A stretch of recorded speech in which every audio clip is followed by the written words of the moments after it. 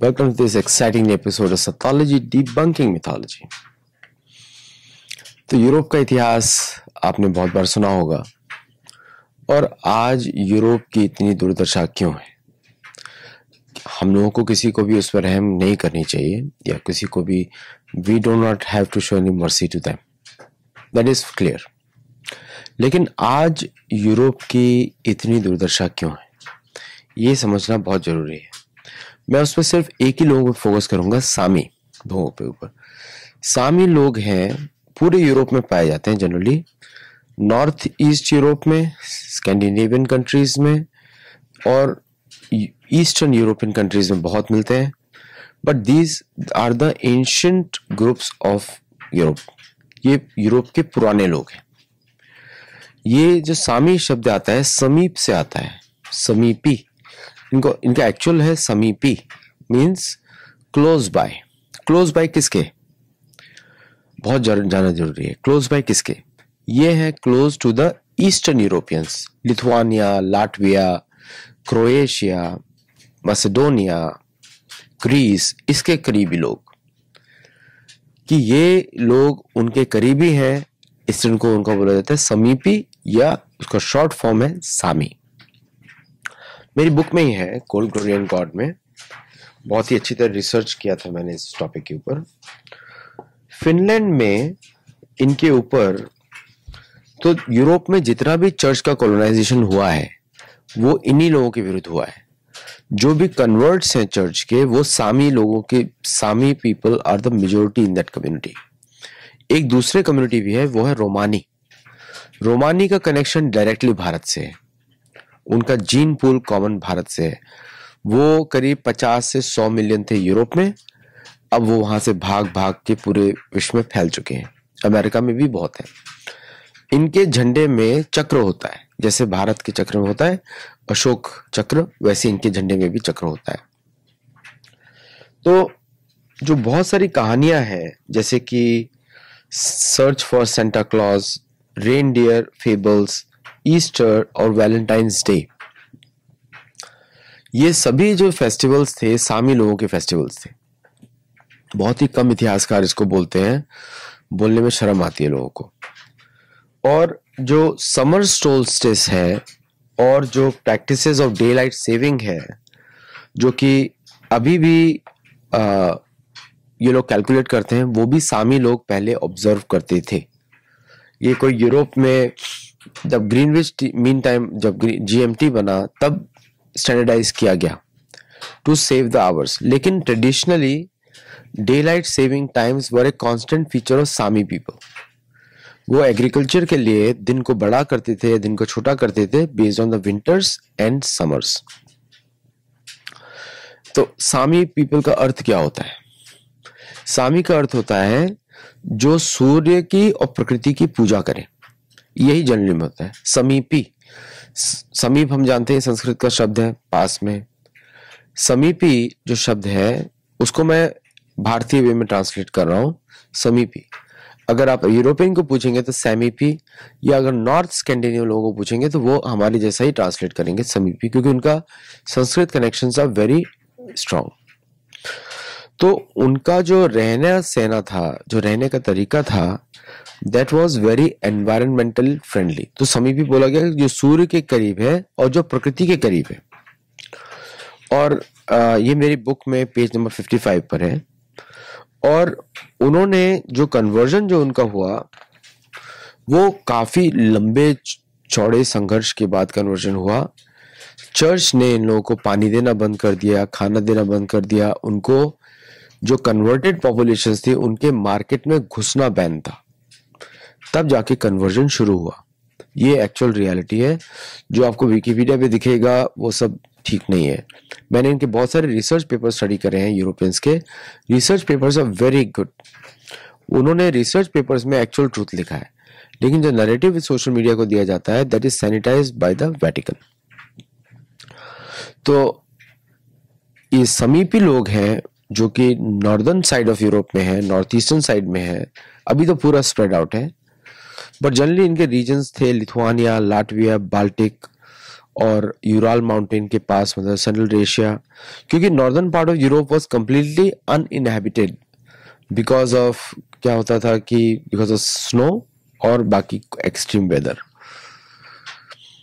इनकी जो भाषा है उसको भी समीपी बोला जाता है क्योंकि वो वेरी क्लोज टू संस्कृत है। लिखने का फॉर्मेट अभी इन्होंने रोमन लेटर्स कर दिया है। रोमन लेटर्स मतलब ब्राह्मी स्क्रिप्ट। रोमन लेटर्स जो है ब्राह्मी स्क्रिप्ट से ही डिराइव्ड है।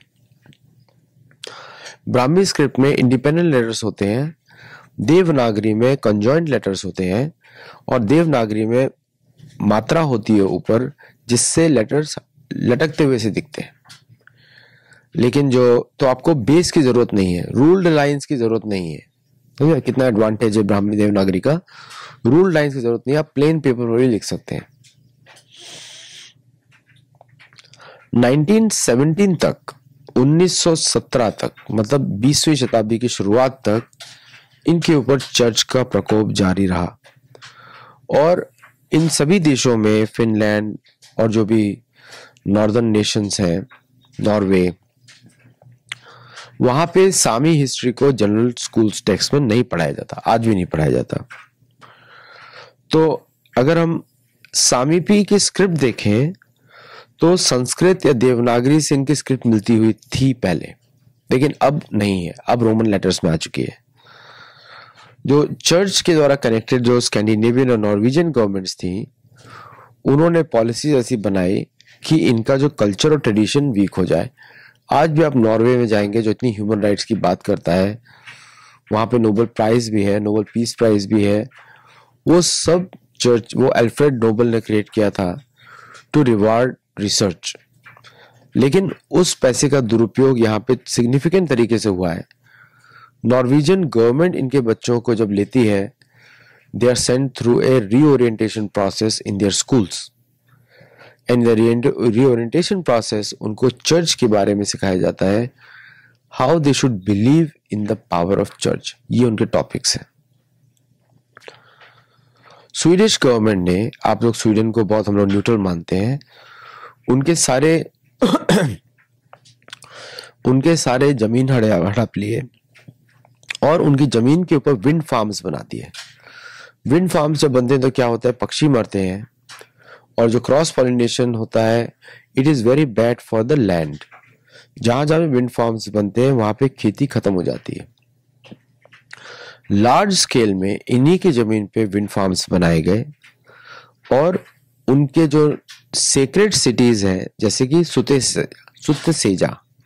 सुतसेया मतलब सत्यसेज करके एक जगह है, वहां पर उन्होंने पानी को बंद कर दिया और प्रोजेक्ट्स चलते रहे, जबकि लोकल लोग अपोज करते रहे। जिस तरह आप देखते हैं यूरोप की बाकी साइड्स में हुआ है, जैसे कि फ्रांस के, सदर्न फ्रांस के जो सारा की जो पिक्चर थी, सरस्वती की पिक्चर थी, दुर्गा की जो मंदिर था, उसको रोमानी पीपल लोगों का था, वहां पे मदर मेरी का चर्च बना दिया फ्रेंच कैथोलिक चर्च ने।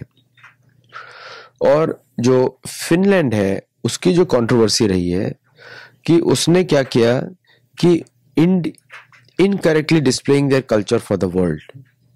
उसने ऐसा दिखाया कि ये लोग अनसिविलाइज्ड है, चोर हैं, उचक्के हैं, जैसे कि सेम कैंपेन चलाया गया था रोमानी लोगों के लिए यूरोप में। उसने ऐसा किया। और जो एंशिएंट जो हेरिटेज है सामी लोगों का, वो कभी भी ठीक से दिखाया नहीं जाता। उनके ही सीक्रेट जगह पे चर्च बना दिए गए। जो काम मुसलमानों ने भारत में किया, वही काम चर्च ने यूरोपियंस के विरुद्ध यूरोप में किया। और यूनाइटेड नेशंस ने भी 2011 में इनके अगेंस्ट एक्शन लिया था, नॉर्वे गवर्नमेंट के अगेंस्ट, कि racial discrimination of Sami people का रंग थोड़ा सांवला होता है, एकदम वाइट गोरा नहीं होता। अभी उसमें कुछ लोग जो है वाइट भी दिखते हैं, but because of the weather and because of the race over there, लेकिन जनरली ये सांवले रंग के रहते हैं, क्योंकि ज्यादातर ये धूप में रहते हैं तो दिखते सांवले हैं, और इनकी त्वचा जो है तपी हुई दिखती है हमेशा। फिनलैंड ने डिस्पाइट यूनाइटेड नेशंस की फटकार के बाद उसने सामी भाषाओं की फंडिंग नहीं करी, और जिससे कि चर्च जो प्रोपोनेंट्स हैं स्वीडिफिकेशन के, उनको काफी फायदा मिला। तो उनको फायदा मिला because now they can convert more. तो अगर आपको बिजली चाहिए, पानी चाहिए, भोजन चाहिए, या आपको अपने सामान बेचने हैं नॉन इंडिजिनस टेरिटरीज में, तो आपको कन्वर्ट होना ही पड़ेगा।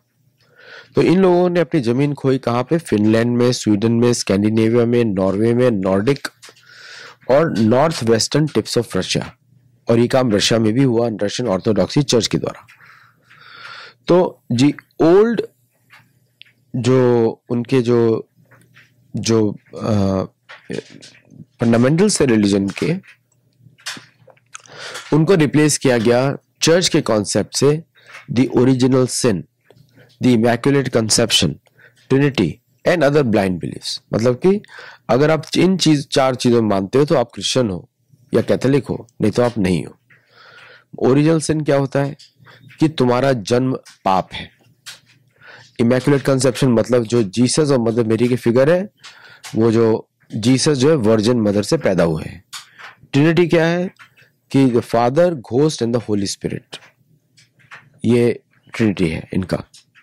और अदर ब्लाइंड बिलीफ्स, जैसे कि पृथ्वी चपटी है, या मतलब कि पृथ्वी जो है चारों ओर से एक घिरी हुई है, और जो फ्लड आई थी, वो फ्लड आई थी जो प्री बाइब्लिकल टाइम से जो फ्लड आई थी, वो भी इनका कॉन्सेप्ट। अभी देखिए क्या आयरनी क्या होती है कि बाइबल अगर ये लोग के नाम से माने तो बाइबल तो 11वीं शताब्दी में लिखी गई है, 9वीं council of 9th council of Nicaea के बाद लिखी गई है, 11-12 शताब्दी में बाइबल आई है।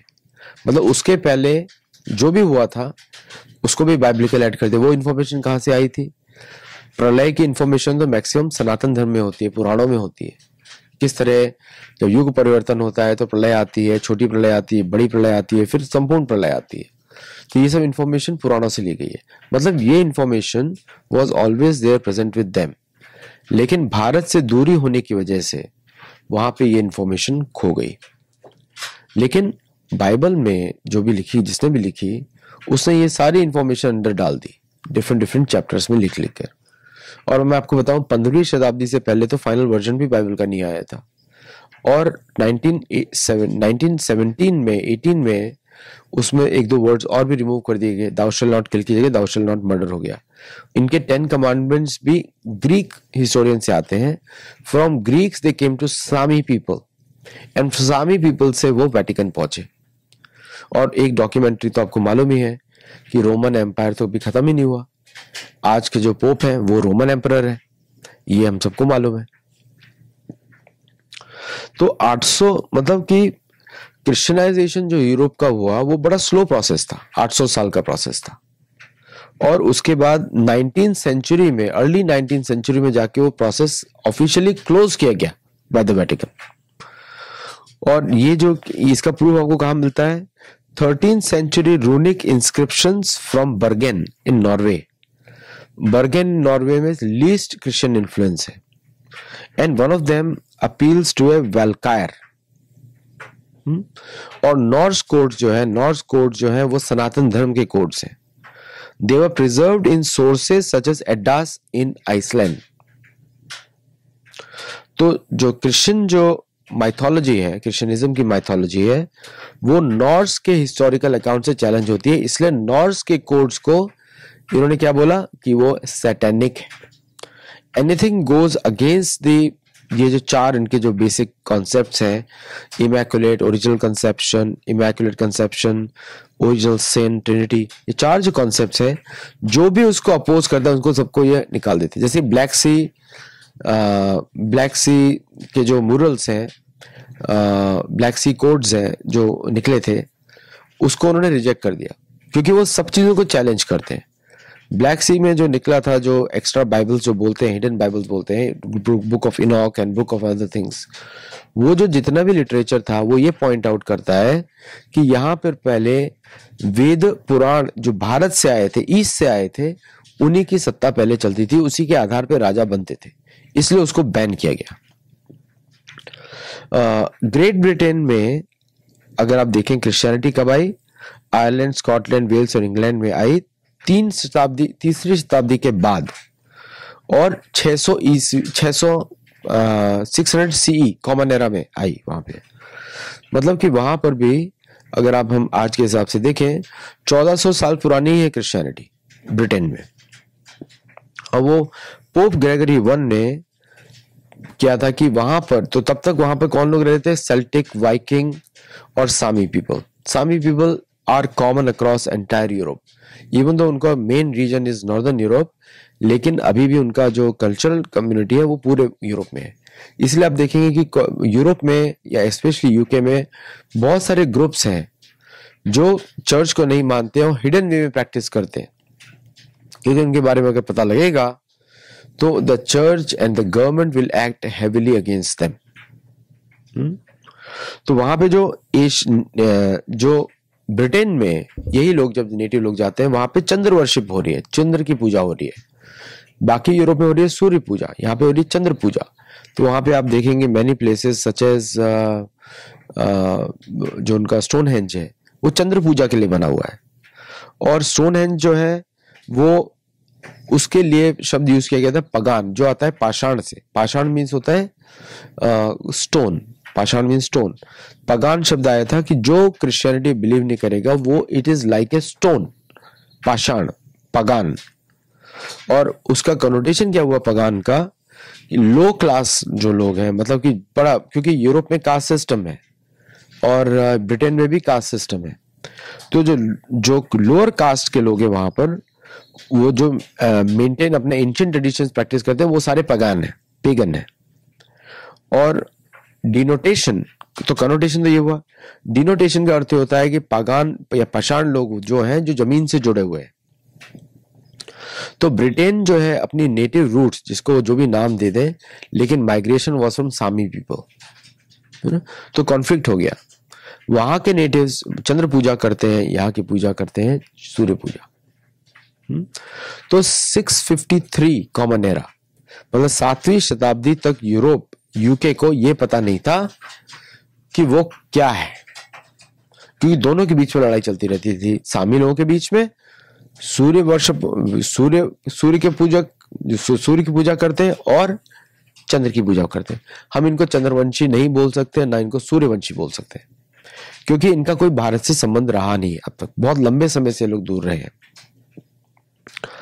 तो आयरलैंड और Scotland were the last to convert to Catholicism, Ireland और स्कॉटलैंड। लेकिन अभी वहां पे वही बचा है, क्योंकि किंग हेनरी द 8 ने कैथोलिसिज्म को बैन कर दिया इंग्लैंड में और वेल्स में।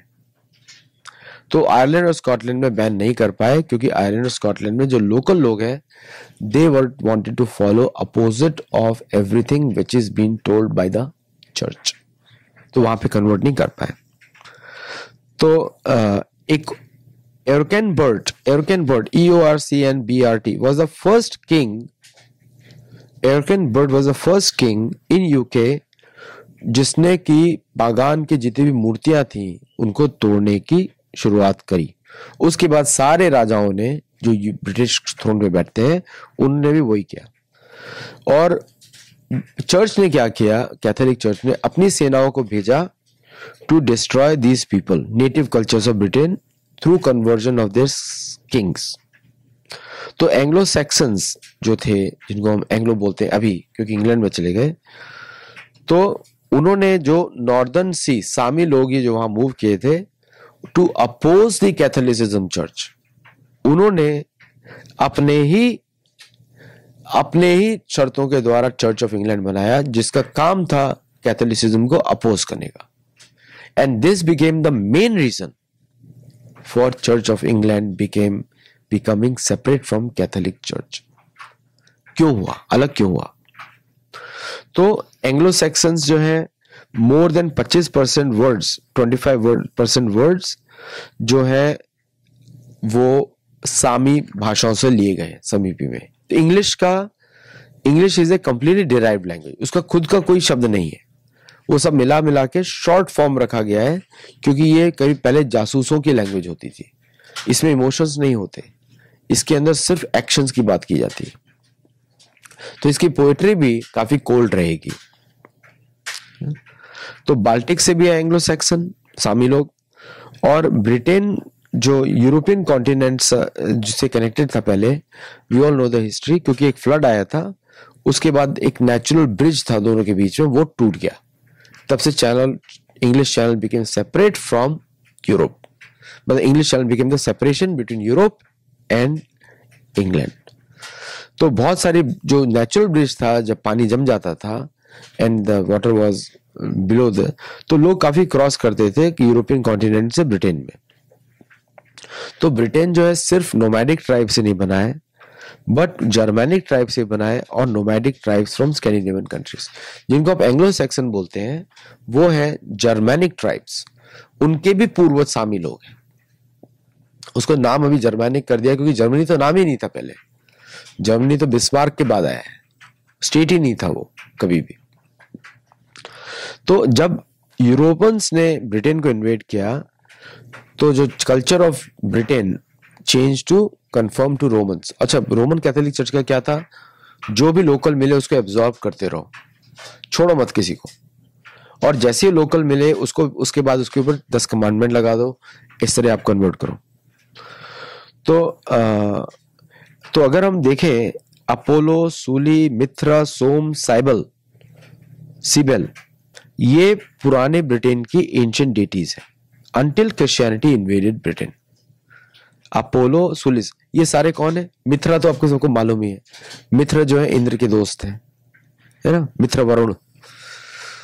सोम, सिबेला वरुण के फ्रेंड है, मित्रा जो है वरुण के दोस्त है। तो इनका जो एंशिएंट कल्चर है ब्रिटेन का, एंशिएंट कल्चर है, वो भी यहीं से इंस्पायर्ड है। एंशिएंट कल्चर अभी चर्च की वजह से, लड़ाई की वजह से इन लोगों को फॉरगेट करना पड़ा। उससे क्या होता है कि अब इनकी आइडेंटिटी पूरी खो चुकी है। अब इनकी आइडेंटिटी किसमें बची है? बियर। अब बियर बंद कर दो, फुटबॉल बंद कर दो, इन्होंने नए नए आइडेंटिटीज ले लिए हैं अभी। और नेशनलिज्म कैसे होगा, क्योंकि वो तो वहां से है ही नहीं। नेशनलिज्म तो उनका स्कैंडिनेवियन कंट्रीज के लिए है, उसके देश के लिए नेशनलिज्म नहीं होगा। आप कोई भी लॉ बना सकते हो और उसके बाद आप बदल सकते हो लोगों को। तो वेरी स्ट्रेंज सिचुएशन। इसलिए अगर कोई एक्सपेक्ट करता है कि नेशनलिज्म आएगा ब्रिटेन में, पॉसिबल नहीं है। यूरोप में नेशनलिज्म आएगा, नहीं आएगा, क्योंकि जमीन से कट चुके हैं। That is the fault of Abrahamism philosophy. और किस तरह यूरोप को तोड़ा गया बुरी तरह। मैं कुछ कंट्रीज का नाम लिया मैंने आपको अभी तक, कि ये जो ओरिजिनल कल्चर था इनका, सामी लोगों का, समीपी लोगों का, वो काफी क्लोज सेम्बलेंस था भारतीय कल्चर से। कुछ लोग बोलेंगे आप क्यों भारत से कनेक्ट करते रहते हैं? क्योंकि कोई और आंसर नहीं है, लॉजिकली कोई आंसर नहीं है। क्योंकि आपने एक फिलॉसफी बनाई, एक इमेजिनरी कैरेक्टर बनाया और उसमें लोगों को फोर्स करके कन्वर्ट करा दिया, लेकिन लोग तो बदलने वाले नहीं है। क्योंकि भूमि का तो श्रद्धा रहती है, तो भूमि का असर बहुत पड़ता है, पानी का असर बहुत पड़ता है, वाटर बॉडीज का असर बहुत पड़ता है। वो सब तो पुराने जैसे ही हैं। पुराने मंदिर भी हैं अभी, छुपे हुए हैं, लोगों ने छुपा के रखे हुए हैं। तो इसलिए आप देखेंगे ये huge movement of rebellion is going on. और इन्हीं लोगों ने, अब ये पावर में आ चुके हैं, आपको समझना पड़ेगा बात, ये पावर में आ चुके हैं, तो इन्हीं लोगों ने अपने दरवाजे खोल दिए। जैसे अमेरिका में नेटिव अमेरिकन बोल रहे हैं कि सब लोग आओ अमेरिका, इसी तरह वहां के नेटिव लोगों ने, इंडिजिनस लोगों ने, वो चाहे जैसे भी देखें, गवर्नमेंट में हो, पावर में हो, इन्होंने अपने दरवाजे खोल दिए कि तुमने हमको मारा था पहले, हमारे पूर्वजों को मारा था, अब हम ये सारे दरवाजे खोल रहे हैं क्योंकि हमको सब लोग चाहिए यूरोप में, और वो लोग चाहिए जो स्पेशली आपके कल्चर से हेट करते हो। These are the people who are in power. ठीक है, तो आप उनको गलत माने या सही माने वो तो मैं आपके ऊपर छोड़ देता हूं, लेकिन आपको मैं इतिहास बता रहा हूं। कर्म जो होता है ना, बड़ा शक्तिशाली होता है। कर्म एक समय में आके आपको पकड़ लेगा। अगले जन्म में वो उसी की पूर्ति करने वाले हैं जिससे वंचित रह गए थे। तो इन लोगों ने इतनी बड़ी पॉपुलेशन ने जो डिस्ट्रक्शन देखा यूरोप का, अब आप देखेंगे कि यूरोप में जो सभी लोग पावर में है, जो चाहते हैं कि ये जो बला है वेटिकनिज्म की, वो खत्म हो, इसलिए इमिग्रेशन चल रहा है। इतना डीप एनालिसिस आपको थोड़ा देर में समझ में आएगा, बुक पढ़ेंगे तो आपको पूरा आइडिया होगा। क्योंकि एक एक डिसीजन जो है वो करेक्शन का डिसीजन है, हिस्टोरिकल कनेक्शन। लेकिन क्या होगा, अभी जन्म दूसरा है, नया प्रॉब्लम्स क्रिएट होगा। आपको बता दूं, द बिगेस्ट डिससेटिस्फैक्शन जो यूरोपियन वॉर 1 हुआ, यूरोपियन वॉर 2 था, उसका था राइट्स नहीं दिए जा रहे थे। चर्च गवर्नमेंट्स को कंट्रोल कर रहा था, मारने में लगा हुआ था। तो वहां पे ऐसे लीडर्स आए जिन्होंने चर्च को भी फेंक दिया बाहर, और वो सारे एक्शंस लिए जिससे वो युद्ध हुए। और बाद में यही ट्राइबल कल्चर्स जो हैं, यूरोप ट्राइबल कल्चर्स है, इसी के नाम पर छोटे छोटे देश बन गए। चर्च का डिवीजन, चर्च ने डिवीजन किया, कैथोलिक चर्च था अदर, प्रोटेस्टेंट भी चर्च था, लेकिन जो डिवीजन से are much more deeper than the faith. और इसीलिए यूरोप एक साथ खड़ा हो ही नहीं सकता, क्योंकि हर जगह एक पार्टी तो चर्च है और दूसरी पार्टी है लिबरल नेटिव्स की पार्टी है, इंडिजिनस पार्टी है, जो कि हर चीज खोल देना चाहती है। They are tired of this imposition on them. ये असली रीजन है यूरोप के डिवीजन का। बाकी हम लोग बहुत सारे पॉलिटिकल रीजंस है, इकोनॉमिक रीजंस है, वो आप हम लोग किसी और शो में सुन सकते हैं, लेकिन ये इज द एक्चुअल रीजन। और इसीलिए यूरोप खुलता रहेगा, खुलता रहेगा, खुलता रहेगा, जब तक कि चर्च माफी नहीं मांगेगा और चर्च विड्रॉ नहीं करेगा। नहीं तो चर्च भी बंद होते रहेंगे। अब मेरा इन सब से किसी से भी कोई मतलब नहीं है, क्योंकि हम लोग तो सनातन धर्म को पालन करते हैं, सेवा करते हैं सनातन धर्म की। तो लेकिन ये जो इतिहास है, ये बहुत ही कम जगह डिस्कस किया गया है, किसी ने इस एंगल से देखा ही नहीं है। तो एक नया एंगल में लेकर आ रहा हूं, जिससे आप सोचिए। और अगर आपको और भी प्रूफ्स देखने हैं तो आप मेरी बुक में आप देख सकते हैं। ये बुक है दी गोल्ड ग्लोरी एंड गॉड, इसे नाम ही उसका पीपल बोल है, gold glory and God. Thank you for watching and do let me know your feedback. और हम लोग फिर मिलेंगे कल किसी और शो के साथ। नमस्ते एंड जय जगन्नाथ।